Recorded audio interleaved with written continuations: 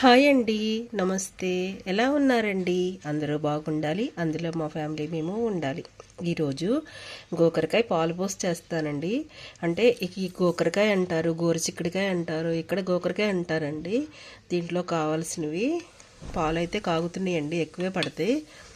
Onions, పచ్చిమిర్చి, కొత్తిమీర, ఎల్లిగడ్డ, ఎల్లిపాయలు కూడా ఎక్కువే పడతాయండి. లాస్ట్లో 1 స్పూన్ ధనియాల పౌడర్. పాలు అయితే నేను గ్లాసులకు చెప్తే 1 పావుసేరు గ్లాస్ పోస్తానండి, అంటే 1 గ్లాసు నిండా. ఎలా చేయాలో చూద్దాం రండి. సూపర్గా ఉంటుంది పిల్లలు బాక్సుల్లోకి కానీ చపాతీల్లోకి కానీ. స్టవ్ అంటించుకుందామండి. పాలు ఉంటాయి కదా, ఆయిల్ ఎక్కువ పోసుకోవద్దు.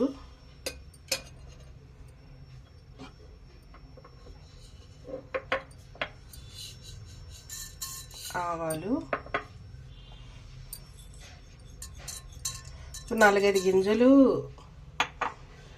మెంతులుంటే వేసుకోండి అండి.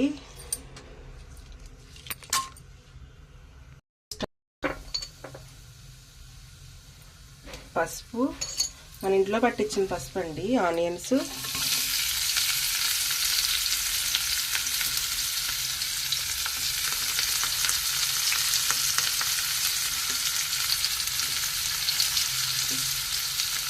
ఎల్లిగడ్డ అండి. చపాతీల్లోకి, రైస్లోకి చాలా బాగుంటుందండి. మా పిల్లలకి మాకు ఫేవరెట్ కర్రీ.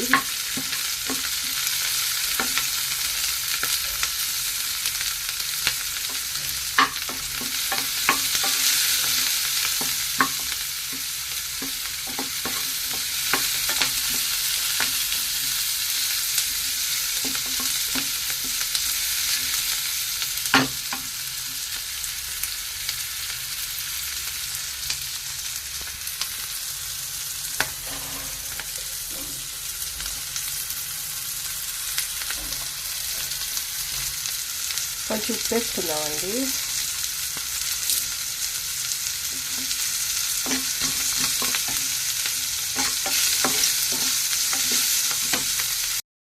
వీటిని ఉడకబెట్టుకున్నానండి, అంటే వాటర్ ఏం వేయలేదు. ఇట్లా క్లీన్ చేసుకుని 2 టైమ్స్ సాల్ట్ వేసుకుని కడుక్కొని కొంచెం పసుపు, ఉప్పు వేసుకుని రైస్ కుక్కర్ పెడతాం కదండి, ఆ కుక్కర్ పైన ఈ ప్లేట్ పెట్టేసాను. చక్కగా పొడి పొడిలాడితే ఇలా మగ్గిపోయినాయండి. ఇప్పుడు వేసేసుకుందాం. కొత్తిమీర తర్వాత వేసుకుందాం.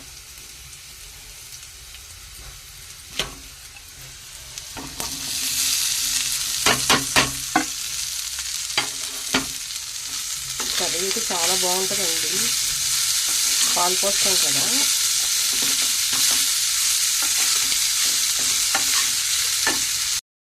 ఇట్లా మంచిగా మగ్గింది కదండి, మనం కారం వేసుకుందాం. ఇది కర్రీస్ కారం అండి, నాన్ వెజ్లోది వేరే ఉంటుంది. దీంట్లో ధనియాలు అన్నీ ఉన్నాయండి. ధనియాలు, పసుపు, జీలకర్ర, అందుకే ఈ కారం వల్లేనండి కర్రీస్ టేస్ట్గా ఉంటాయి. నాన్ వెజ్లోకి అయితే సపరేట్ అండి. సార్ మన వీడియోస్ చూడండి, చాలామంది చెప్తున్నారు ఇన్నాళ్ళు మాకు తెలియదు నాన్ వెజ్లో కూడా ఇదే వేసేవాళ్ళం అని. ఇట్లా ఉంది కదండి, పాలు పోసుకుందాం ఇప్పుడు.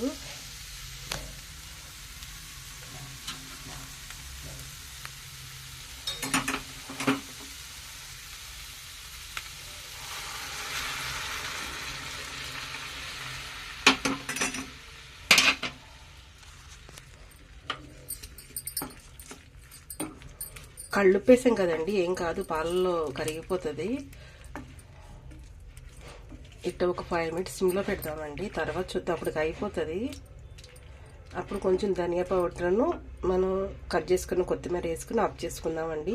ఇట్లా ఒక 5 మినిట్స్ పక్కన పెడదాం. 5 మినిట్స్ సిమ్లో పెడదామండి, సిమ్కి మీడియంకి మధ్యన. చూద్దామండి, మంచిగా అయిపోయిందండి. అయితే ఇది ధనియా పౌడర్ అండి, ఆయిల్ ఏం వేయకుండా ఒట్టి ధనియాలే రోస్ట్ చేసి పౌడర్ చేసుకున్నానండి. మీరు కూడా ధనియా పౌడర్ దయచేసి బయట కొనుక్కోవద్దండి, ఇలాగ వేయించుకుని పౌడర్ చేసుకోండి.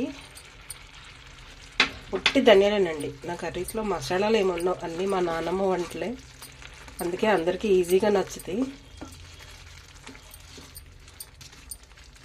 ధనియా పౌడర్ వేసుకున్నాం కదండి, అయిపోయింది. చిక్కగా ఇట్లా కొంచెం పలుసుగా ఉంటేనే బాగుంటుందండి మా పిల్లలకైతే. ఇప్పుడు కొంచెం కొత్తిమీర వేసుకుని స్టవ్ ఆఫ్ చేసుకుందాం. ఇంతేనండి, స్టవ్ ఆఫ్ చేసుకుందాం.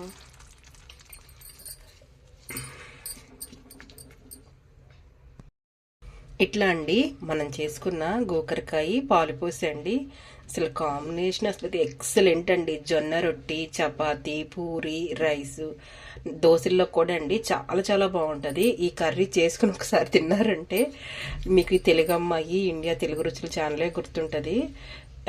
ఇది చూసారండి, ఆనియన్స్ కాదు, ఎల్లిగడ్డ ఎలా ఉన్నాయో మంచిగా మగ్గి ఈ స్పూన్కి రావట్లేదు.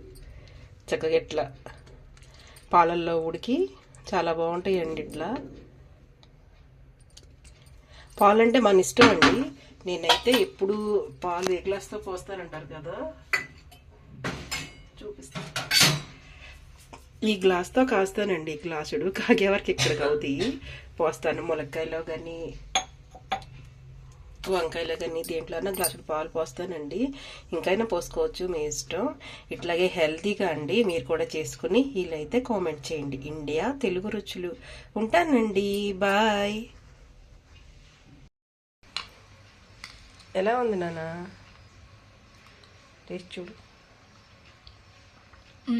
చాలా బాగుంది. Thank you.